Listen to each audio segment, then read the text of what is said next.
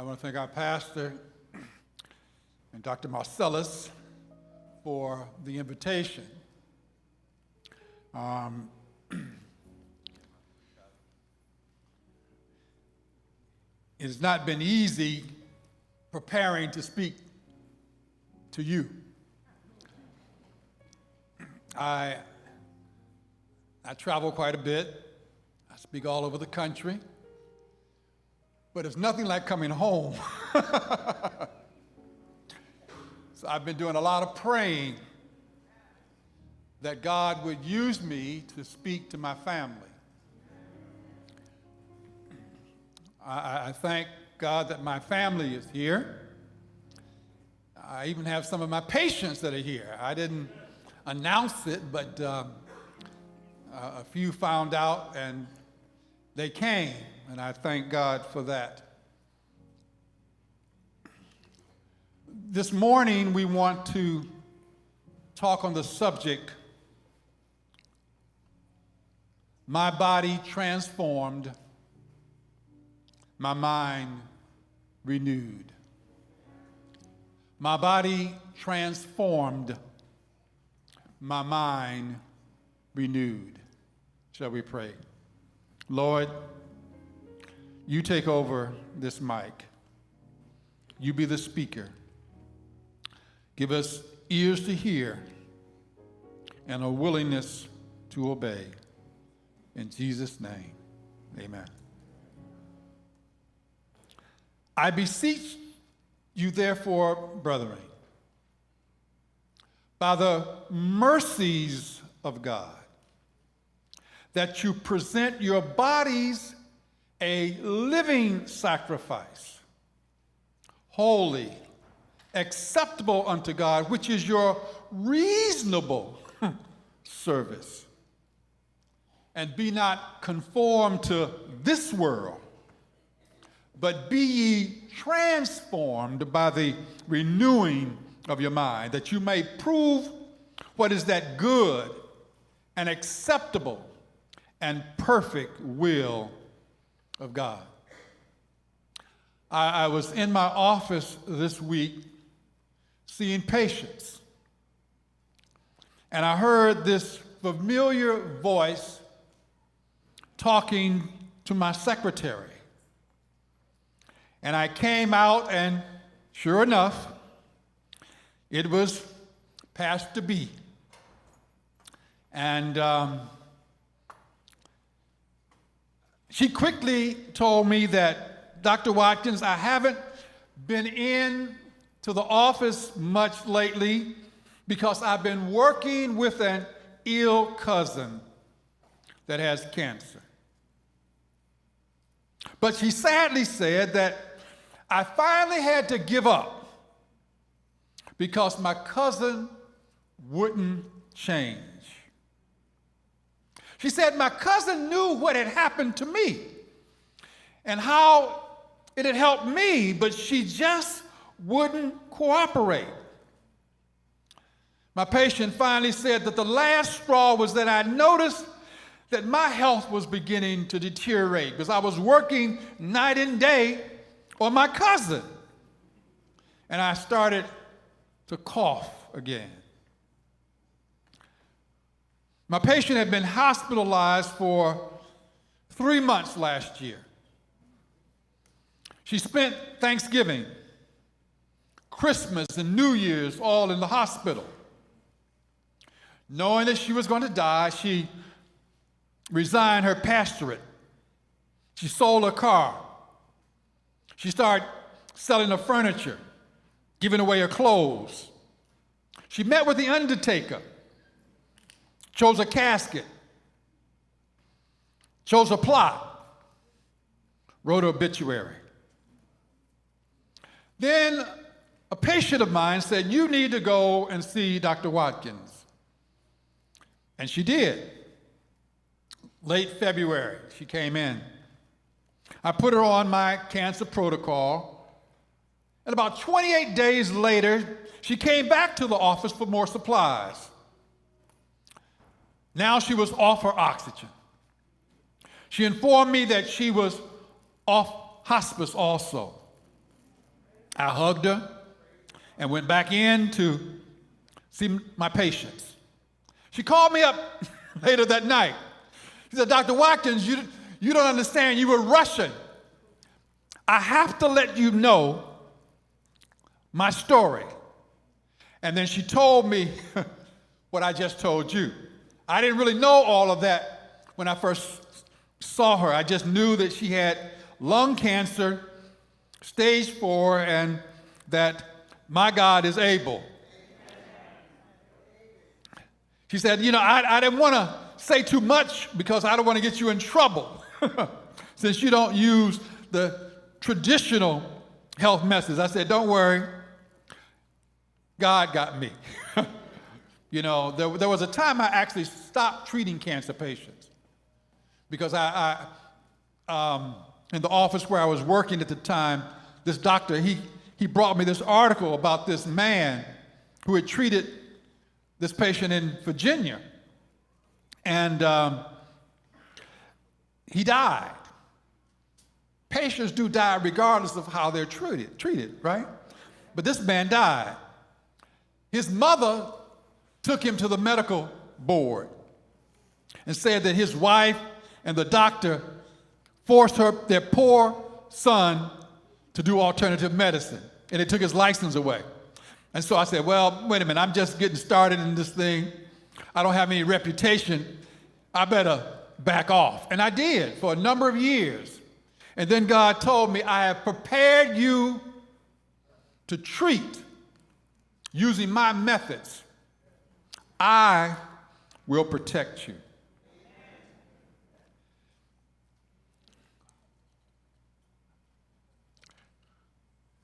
But my patient was concerned and she was frustrated. And she said, she knows my story, but she still will not cooperate.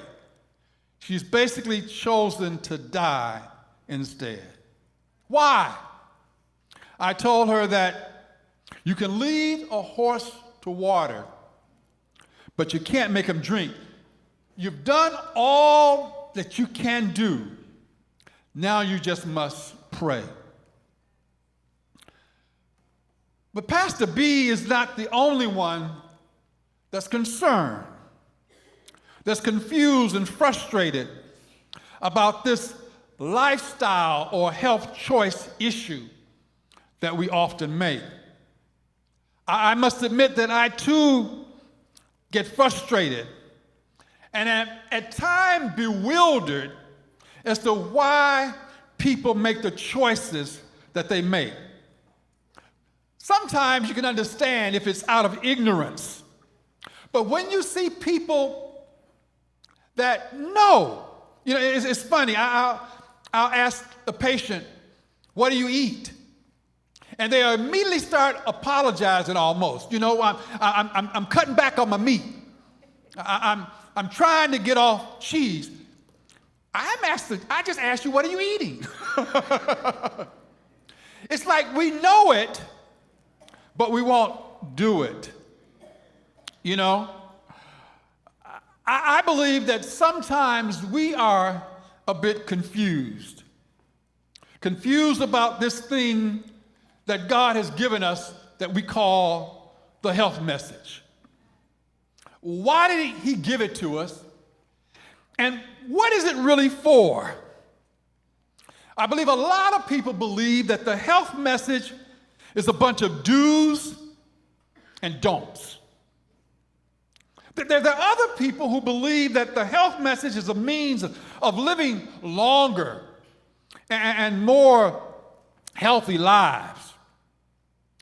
Certainly, it's clear to me and to anyone who reads that there are some do's and don'ts when you follow the system that God has given us and that what we as Adventists call the health message. But that's not what I see the health message to be, or why I believe God gave it to us. I believe that the health message is one of the most effective tools that God has given us to get the attention of people that would otherwise not take the time to examine his other laws. I believe that being healthy as a result of following the health message is a bonus. It's a bonus that he gives us for believing and trusting and being willing to do his will. But you know, the devil has also taken note of the health message, and he's done everything he can do to get us off it, and all too often with great success. You know, there are many directions that we could go in dealing with this thing called the health message, and that was really my main dilemma as I prayed over the last few weeks since being asked to speak. What exactly would I focus on? So I decided to focus on two issues. First is that issue of change. That issue of change. You know, when I left surgery, and I didn't want to leave surgery. I enjoyed surgery. And I'm not bragging, but I was good. My first year in surgical residency, I had done so many breasts. And that's the way, you know, it wasn't a patient with breast cancer. It was a breast. I had done so many breasts, I was giving them away to people who were more senior to me who hadn't done as many as I had done, you know? But again, about my third year, God said, I want you to leave surgery. No, Lord, you don't understand. I'm a little boy from the projects. I feel powerful with that knife in my hand. He says, no, you don't understand. And so it took me a couple years to get the courage to leave, because everybody told me I was crazy to leave surgery, you know. And when I left, I had to decide exactly what kind of medicine, what type of medicine would I practice. How did I want it to be known? And so initially I said, I'm going to be a preventative health doctor. And then it hit me that most of the people that I was seeing were already sick. So I had to do more than prevent. I had to restore. And so I said, okay, I'm going to be prevention and restoring. But to prevent and restore requires change. And change is difficult. You know, I remember reading that during the period of rapid change, the rate of suicide and schizophrenia was extremely high. People don't like to change. They don't like to change even when their circumstances is uncomfortable. The situation is not ideal. Part of it, I think, is the fear of the unknown. You know, I used to use the example that the wife who was beaten by her husband on Friday night, she wouldn't leave because she knew that she would only be beat on Friday night. Now, that doesn't make sense, but that's where we are in our thinking. You know, we are afraid of what we don't know, and so we stay in situations that really are not pleasant. But when we look at this process of change, change is only one aspect of it. Another aspect that I think is important is what I call decision making. And I would like, if I may, spend a few minutes sharing what I think goes into this thing of change and decision making. You know, when patients come to me, they generally come because they're dissatisfied with their current life. You know, they're tired of being on medicines for diabetes and hypertension. You know, and they see their situations getting worse. They've been doing everything the doctor says, but now they're having problems with their eyes. They're starting to have numbness in their hands and in their feet. Their kidneys are failing. And the reality is, all of these things I can help them with. Now, I'm not bragging, but I can. Why? How do you do that? Well, I learned that when I left traditional medicine and the approach to practicing medicine, that God knows a little more than what man knows. And when we use his methods work. But in order to follow his methods, we have to, one, stop following the world's methods. Because you can't serve two masters. You have to make a decision. You have to change. And what I mean is, you have to think different. You have to eat different. You have to drink different. You have to start and maintain a vigorous exercise program. In short, you have to change your whole lifestyle. It's amazing to me that when people come in with these terrible diseases, and when I tell them what to do, they sort of get.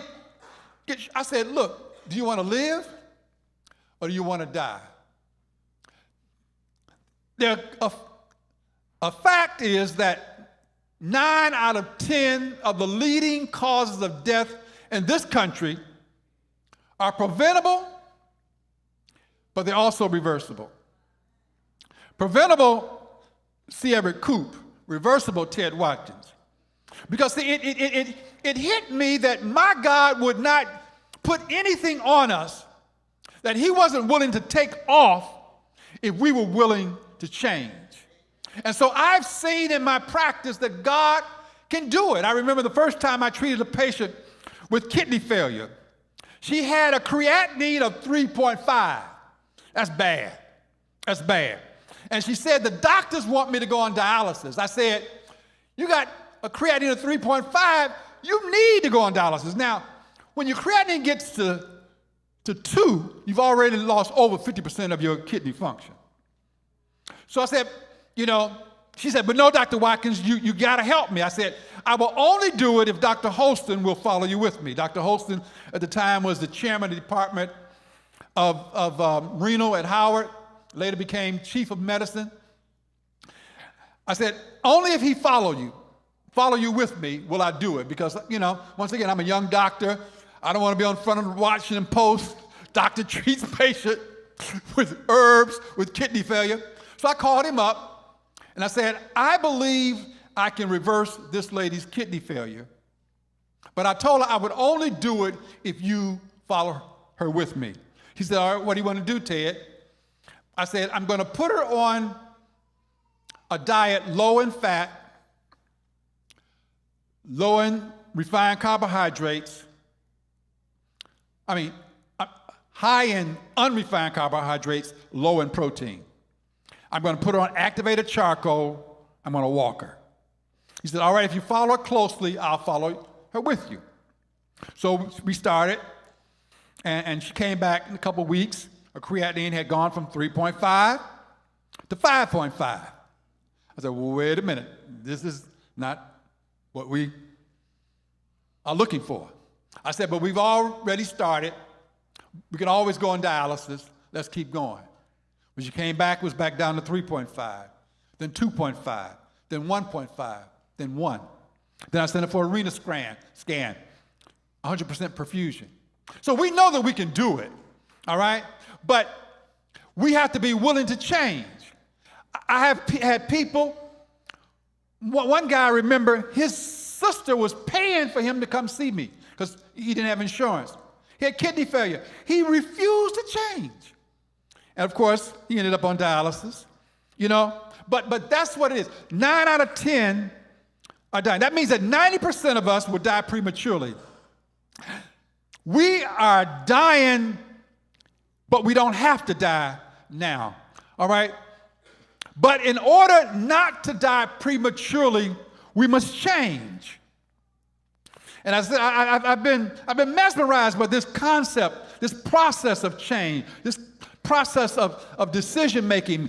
You know, why would one person, when faced with an extraordinary disease or condition, be willing to take charge of their lives and change, when another person faced with a similar situation becomes a victim of society? More general for us today on Health Day, how do we decide what course of action that we will take in order to obtain and then maintain our health? And that word maintain is important to me. I tell my patients, you know, I'm not interested in just controlling your disease. I want to reverse it. And I don't like to lose. So you must cooperate so I don't look bad. But don't be telling somebody you're my patient and you're not doing, you know, because I've had that happen. One brother told me, you know, he said, I told somebody to get on your program and they wouldn't do it. You know, they said, so-and-so got on the program and look what happened to him. You know, I said, no. When he got on my program, the brother was doing good. He got off all his medicines, but then the pizza got to him and he went back. So maintaining is important. God can not only change you, he can maintain what he changed. There's a key point I want to make, and that is that our physical health and the decisions that we make depend on our thinking and on our feeling. Now, our thinking, what is that? Our thinking is our intellect, our knowledge, you know, our gathering of information, knowing of certain facts. That's what I would say is our thinking. And then our feelings is our emotions. You know, how do you feel about a situation in relationship to the facts? See, you know, our physical health depends more on our feeling, I believe, than it does on our thinking. It depends on our feeling more than our thinking. See, the facts really don't count, but how we feel about the facts, that's what really, really counts. The Bible says what? As a man thinketh in his heart, so is he. As a man thinketh in his heart, not in his head, in his heart, so is he. Thoughts produce words. Words become flesh. So this is a scenario I put together, and I have to let you know, this is mine, and we got a couple psychiatrists around, so they'll tell me if I'm off. You know, I believe that negative thoughts lead to negative feelings, which lead to negative words, which leads to negative flesh or disease. Then positive thoughts leads to positive feelings, which leads to positive words, which leads to positive flesh or health. I used to tell my patients, you know, you want to think positive thoughts.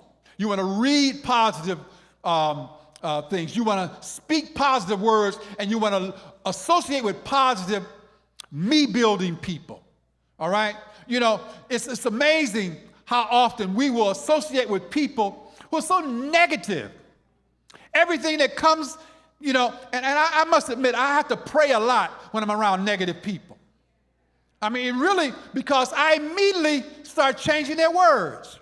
But I had to ask God to show me how to do it, you know, so that I'm not offensive to them. Because I'm not trying to be offensive, but this negativity, you know, the glass half full or half empty. I mean, just last week, this patient, boy, I mean, I'm sitting there burning and praying, you know.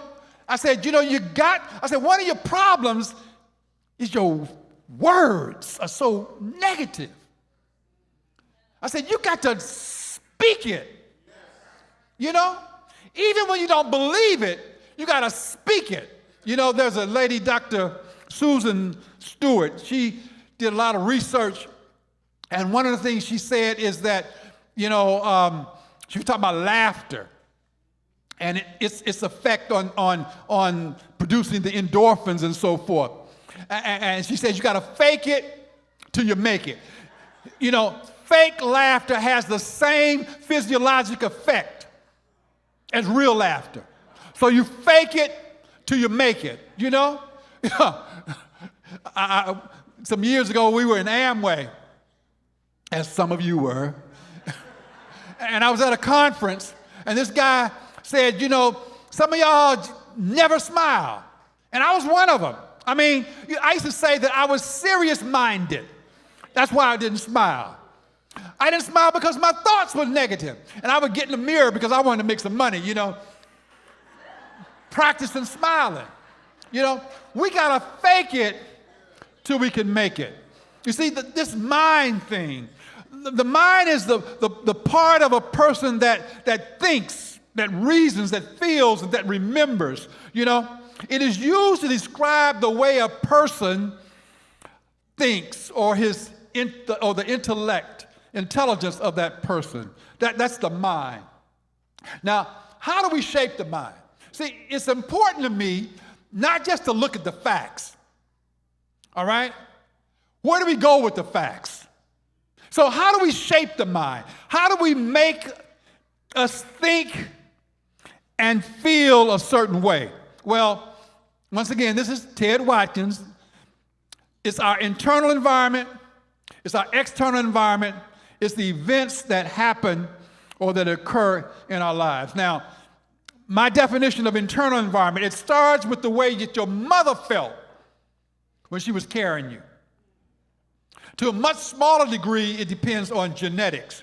See, we always want to talk about genetics, and we use that as an excuse because we can't do anything about our genetics.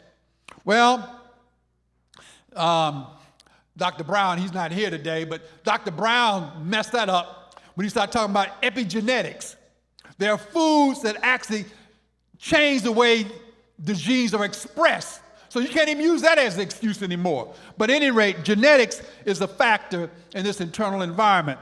Then this external environment, what is that? That's the factors that impact us. The kinds of words that are spoken to us. You know, it's that touch. Are you held? You know, when I was in medical school, we did a lot of psychiatry. The one course we had every year was psychiatry.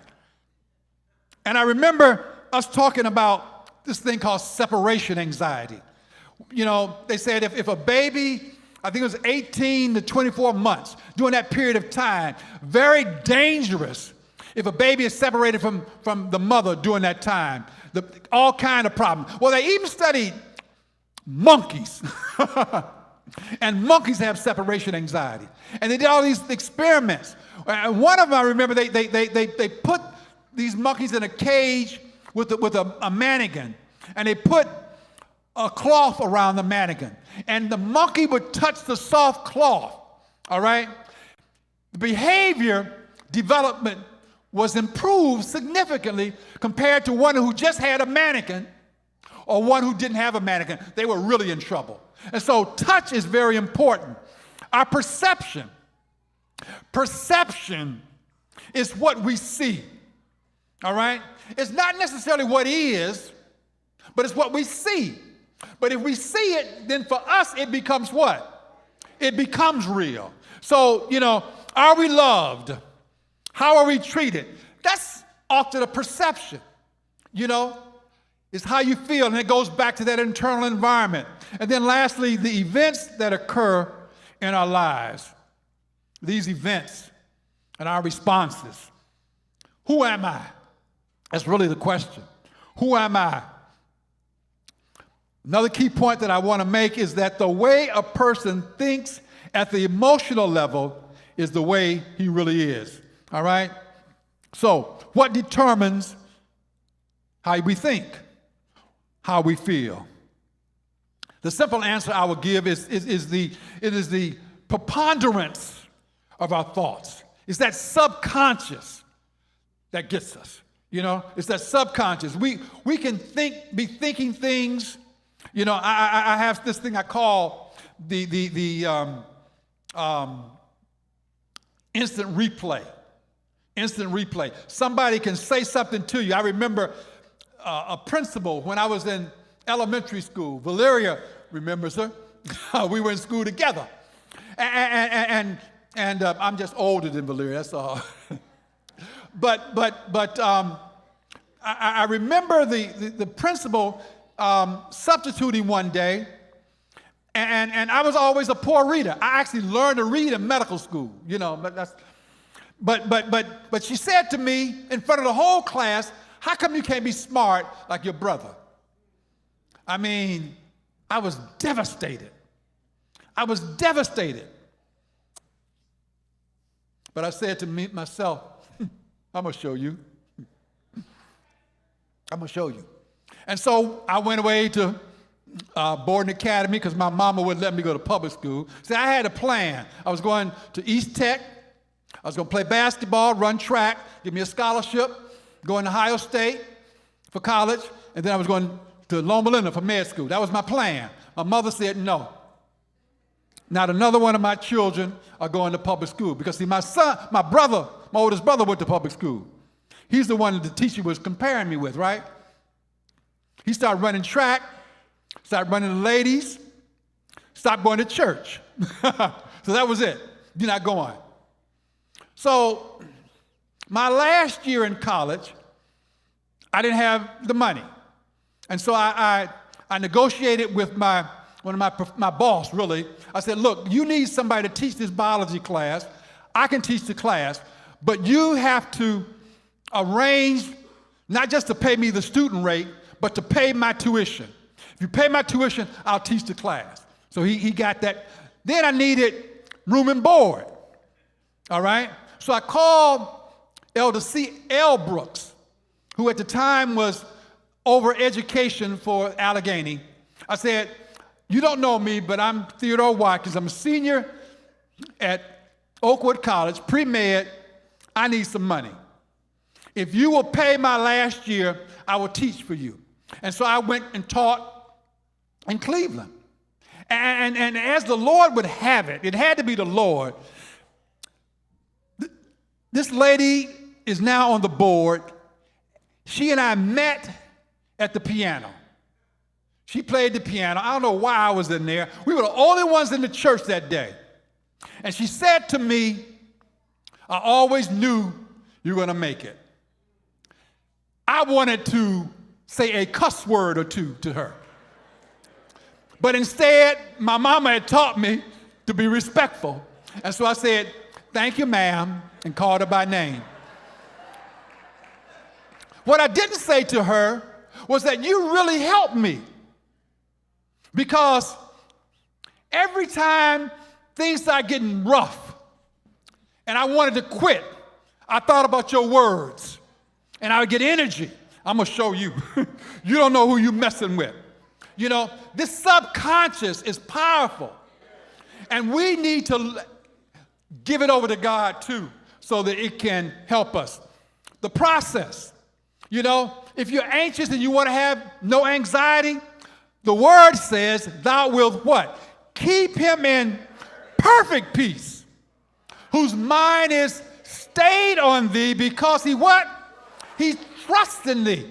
You see, we got to trust, and we don't trust God.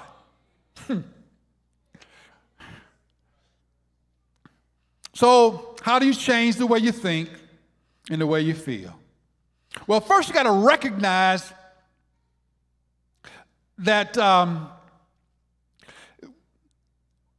you can't really depend on your thinking.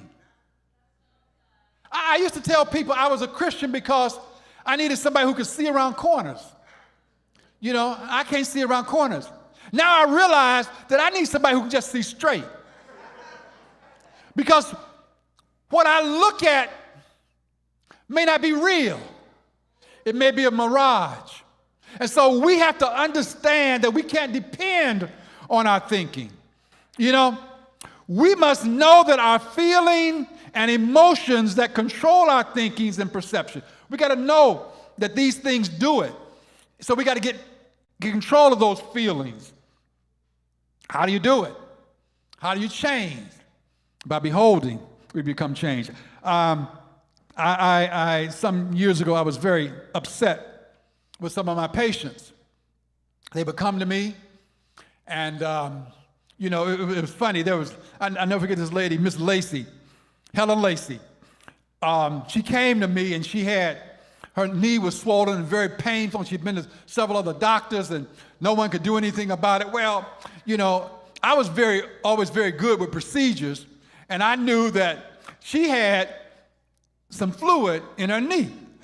And so I scrubbed her up, took that needle, tapped her, drew the fluid out, and you know, then put her on my program, and she got better. So when she would walk in the office, she would start talking about Dr. Watkins, you know, anybody who would listen. And so patients would get on the program, and they would do well, you know, because God's methods does what? They work. And then they would stay on for a while, and then would get off. And I just got mad. I said, these rascals, and I didn't use the word rascals, but I'm in church. These rascals just want to die. You know, they just want to die. And I made a mistake, and I prayed about it.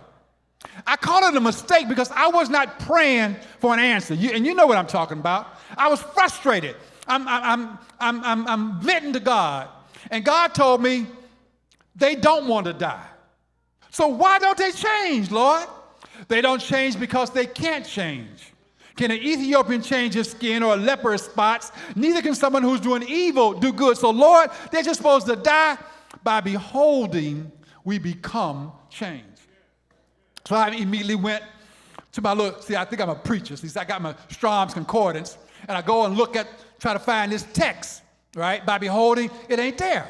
So I called my boy Bert Dudley. He was the president of Hattie at the time. He had the Bible on a computer. I said, Bert, find this text for me. You've heard it before. He said, yeah, I've heard that. He looked, he said, it's not there, Ted. He said, I got Ellen White on computer too. I'm going to look, and sure enough, it was something she said. And he said, I'll fax it to you. And he faxed it. And here was this text. And we all with open face, beholding as in a glass, that word is translated mirror, the glory of the Lord, are changed into the same image from glory to glory, even as by the Spirit of the Lord. I got so excited, you know, because now we can really change, but we got to start looking not at ourselves, but looking to God. See, we need a brain transplant. We need our brains transplanted. Let this mind be in you that was also in Christ Jesus. Why do we need a brain transplant? Because there's a way that seemeth right unto a man. It seems right, but the end thereof are what? The ways of death. Now, the formula I've given at the beginning. I beseech you, therefore, brethren, by the mercies. Our God is merciful. In spite of us, you know, Dr. Pat said it in his prayer. We don't deserve it, but yet he does it for us anyway. By the mercies of God, that you present or give your bodies a living sacrifice, holy, acceptable unto God, which is your reasonable service. And be not conformed to this world, but be transformed. There needs a metamorphosis need to take place in your mind, in your body, by the renewing or rebuilding of your mind, that you may prove what is that good and acceptable and perfect will of God. But in order to do this, you got to believe. You got to believe in God, and you got to believe in yourself. You know, I mean, it's amazing how many people don't believe in themselves. They don't love themselves. You know, you got to believe that you're worth the effort. You know, I'm a project boy, and I talk about the projects. See, we actually moved up to the projects. That was upward mobility, y'all. You know? But my mother instilled in me that I could do anything, you know? And I was crazy enough to believe her. My God is able to do exceedingly abundantly more. You see, we got to delight thyself also in the Lord, and he shall give thee the desires of your heart. Do you believe that? See, we say these things, we repeat them, it comes off our tongues, but we don't believe it. You know, most people are not working their ideal job. Most people are just trying to make it, trying to hang in, pay their bills. Now, you got to pay your bills, you know. But why can't you do what you want to do? Why is your God so, I tell my patients, I don't know about your God, but my God is able to do. So if you've tried yours and it didn't work, try mine. Because he's able to do. And what is going to lead, see, if we do it God's way, we can have physical, but we also can have spiritual health. And that brings me quickly to my second point.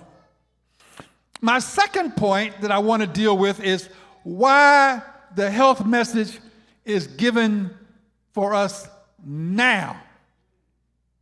The simple answer, I believe, is because God is soon to return. And we need to be ready. Ellen G. White, December 10, 1871. I was again shown that health reform is one branch of the great work which is to fit a people for the coming of the Lord. You notice she said one branch. It's not everything. And she says that. There were many quotes I could have given, but I'm just giving you this one. It's not everything, but it's one branch. It is as closely connected with the third angel's message as the hand is to the glove. You know, this week, my wife and I, in our worship with another friend, as I was reading this, I said, we got to go look at this third angel's message. You know, and it hit us that we talk about the third angel's message, but do you know what it really is? You know, do you know what the first angel said? And the second angel and the third? You need to go back and read it. And then there's a book called The Story of Redemption. All right? Go read that because it runs it down, starting in chapter 50. It talks about the first angel and what that is all about. Because we are getting ready to see God come. I don't want to have preached to others and then been running to the rocks and the mountains and ask them to fall on me and hide me from him that sitteth on the throne. She says that the law of the Ten Commandments has been lightly regarded by man. But God would not come to punish the transgressor of that law without first sending them a message of warning. The third angel proclaimed that message. Had man ever been obedient to the law of the Ten Commandments? Had man ever been obedient to the law of the Ten Commandments, carrying out in their lives the principles of those precepts, the curse of disease now flooding the world would not be. God looks at this thing as serious, and I can read you others where he says he's going to punish us because we didn't keep the health message. Punish. Now, we've heard this. We've heard that Christ spent more time in healing than in preaching. Health and healing opens doors. It supplies a vital need. There's no color or language barrier that can't be overcome. It shows that if God can take care of this vital need, what about other areas of my life? My family, my finance, my eternal future. But we have a problem. The problem is we've heard this, we know it, but we don't really believe. We don't trust that God really knew what he was doing when he gave us this lifestyle thing. See, we want to follow the world. As a result, the health message has not been made to be special, blessed, or holy. See, we don't give it our best effort so that our children are excited to practice it. Instead, we've marginalized the health message. We've even misused it. You know, this blessing of God, we've misused. We want to go out and have health screenings. I tell folk, I don't want to be bothered with a health screening if you're not doing something in follow-up. All right? Because that's a waste of my time, you know? And I don't have any, I'm getting old, I don't have any time to waste anymore, you know? You see, we got to practice. God is soon to come. And the question this morning, are you going to be ready to meet him? You know, I got this water sitting here because this week, my prayer group, I was asking them to pray for me as I prepare for this sermon. And I said, you know, I'm not just interested in them. I'm interested in me. There are things that I need to do. You know, we run and run. We're on this treadmill, and we're running and running, but we're not really going anywhere. We're in the same place. You know, we spend a lot of energy. I said, but I want to drink more water. You know, I want to drink more water. I want to get on a consistent exercise program. All right? And so I want you to identify what it is that you want. All right? And so Friday, we all told what we wanted to do. All right? And I said, and we're going to be accountable to each other. And don't just ask me, am I drinking water? Ask me, how many glasses of water did you have? How often did you exercise? You know, I ask these general questions to my patients, and they're really trick questions. You know, I want to disarm them. You know, how's your exercise? And they'll, oh yeah, I exercise. Then I want to know, how often are you exercising? All right? How long? What kind of exercises are you doing? Those are the kinds of things that we need to do. And so I want to challenge you. All right? Learn to trust God. His methods work. Let's, as a church, let's pick a partner, you know, and let's be accountable to that person. Let's choose some things that we want to do, you know. Let's decide, Lord, if you help me, God will help you, but you got to do something first. The vast majorities of the miracles that Christ performed, people had to do something first. They had to reach out and touch. They had to go to the pool of Siloam and wash. They had to pick up their bed. They had to do something to show God that they were sincere, that they were serious. Your actions speak so loud, I can't hear a word you're saying, you know? And I see people who are, quote, practicing holistic medicine dying prematurely. I said, Lord, I don't want that to be me. You know, so you help me to do the things that I need to do. Because water is powerful. I went to Brother Barnes the other week because I knew what the problem is, but I wanted him to tell me what the problem was. And sure enough, he says, you're developing some cataracts. I said, what should I do, Doc? He said, eat more broccoli. Eat more broccoli. I told my wife, and a couple of my patients are here, I told one of my patients, And he sent me an article on broccoli. You know, lutein, azaxanthines, two of the things that I've been recommending for my patients for eye problems are in broccoli. That there's even this antioxidant that blocks the penetration of certain rays that damage the eyes in broccoli. So guess what we do? We eat more broccoli, you know? And I'm going to eat it. Put it in my smoothies, the salads, whatever we got to do, eat the broccoli. And I'm trying to eat as much raw as possible. Why? Because heat destroys the nutrients in the foods. And so you got to eat more raw. The best way to do it, I believe, is through juicing, smoothies, salads. And so that's what I teach my patients, all right? And as we do this as a church, we will become healthier. And then people will want to know, what are y'all doing? And then we can bring them in and teach them. I have a program called 30 Days of Wellness. And what I'm trying to do with some churches is do what I call internal ministry, where first the church gets healthy.